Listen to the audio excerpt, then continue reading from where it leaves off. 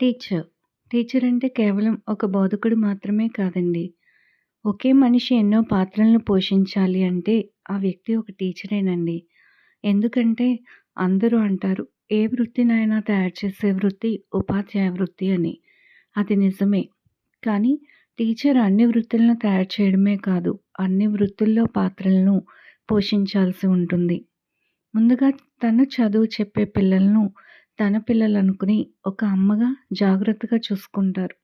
ఒక నాన్నలాగా వాళ్ళ పట్ల ఎంతో బాధ్యతాయుతంగా ఉంటారు. విద్యార్థులు ఏదైనా తప్పు చేస్తే ఒక పోలీస్‌లాగా వాళ్ళని దండిస్తారు.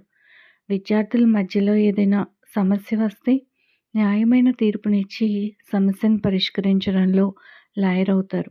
విద్యార్థులు ఆటలాడుకుంటూ పడిపోతే ఫస్ట్ ఎయిడ్ చేసే డాక్టర్స్ అవుతారు. వాళ్ళు అడిగే డౌట్స్ తీర్చి గూగుల్ అవుతారు. బాధ్యతాయుతమైన టీచర్ ఎలా ఉంటారో తెలుసా?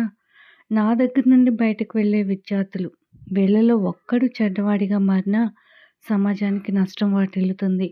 కాబట్టి విద్యార్థులను సరైన దారిలో పెట్టే భగవద్గీత అవుతారు. కానీ ఈ మధ్య కాలంలో కొంతమంది నీచ నికృష్టులు అయినటువంటి ఉపాధ్యాయుల వల్ల మొత్తం ఉపాధ్యాయ వృత్తికే కళంకం వాటిల్లుతుంది.